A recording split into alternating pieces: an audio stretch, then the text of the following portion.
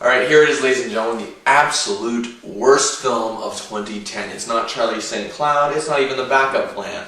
What is it? Well, here it is, the number one worst film of the year is one that probably many of you didn't see but saw a preview of. That's right, I'm talking about the heavily hyped Virginity hit. This is the absolute worst film. It's actually the worst teen film I've seen in years. And I've seen a lot of terrible, terrible movies that are trying to follow in the mold of American Pie, to be really funny and have great characters and likable characters, but it's not. What this film does is even worse than what some of the terrible teen films of the past decade have tried to do. That is, try to be an independent, clever film, as just more witty than the send-up. It's going to be a more witty send-up, indie send-up of those films. It's trying to be clever, but it ends up being worse than any of those films. I'm not kidding. Very few teen films have made my worst of the year list in the past, but they've never been number one, I don't think. At least off the top of my head, I don't think any of them have been number one. But I'm talking teen comedy specifically here, people. I know Charlie St. Cloud was a teen film, but just mainly a teen drama. But again, I'm talking teen comedies here. That's more what I'm trying to specify. This film just tries to be clever because, hey, we're an indie film using unknown actors and trying to use like a clever concept of modernization modernization of technology, and in terms of the whole sex aspect, to be a clever movie. You don't do that. None of the characters are all likable. Some of them just come off as downright creepy and disgusting. Whereas even in American Pie, you even liked Stifler for a few moments. I mean, come on. But this movie just does not even bother to try to make any likable characters. It tries to it's just basically the filmmakers got in a room. Okay, let's make something smart. But how are we going to do that? We're going to make something smart. And that's it. That's it. There's nothing other than that.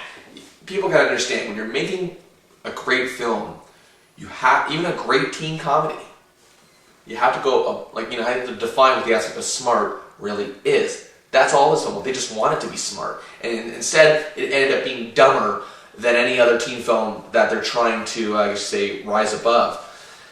And it's frustrating that I think that so many, teens out there, some of them do go for simplistic entertainment. But I actually talked to 3 teenagers who did see this film and just said it was just wretched and rancid. And to me, that, I gotta say, almost brings a tear to my eye, gives hope for this generation. I gotta say, it really does. That made me smile in a big way that they hated this movie. Now, I know some will enjoy it, some will like it in a way. I think maybe more so 13 or 14-year-old boys. But other than that, I just don't see how anyone else at all can enjoy a film like this. Now, again, I know this is just my opinion, but really, if you think that those other teen comedies you've seen in the last decade are dumb, and if you think this one is actually better than those, then we gotta have a serious talk. So yes, the Virginity hit is the number one worst film I have seen this year. And again, that is the 10 best and 10 worst. I gotta say, I know a lot of you are going to disagree with me about some of these picks. Some of you will agree with me, however.